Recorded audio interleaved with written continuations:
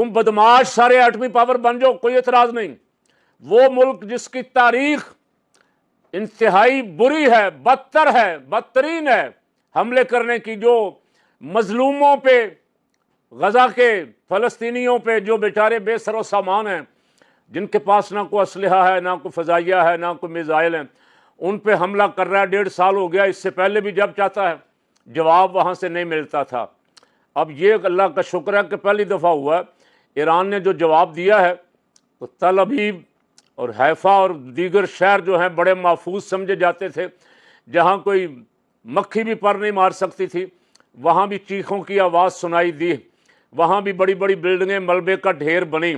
اب اسرائیلیوں کو تھوڑا درد تو محسوس ہوا ہے کہ جنگ کا درد کیسا ہوتا ہے۔ ہم جو ظلم کر رہے ہیں غزہ پہ کتنے سالوں سے،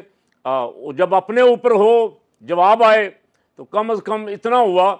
کہ اسرائیلی قوم نیتن یاہو کے خلاف سڑکوں پہ نکلی،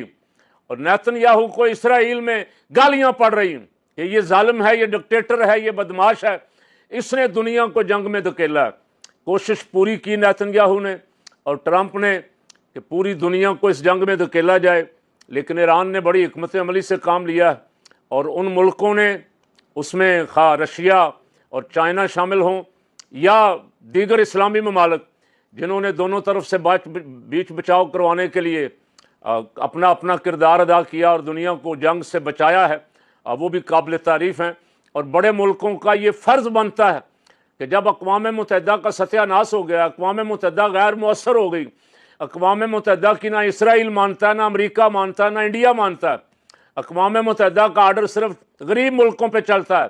چھوٹے ملکوں پہ چلتا ہے،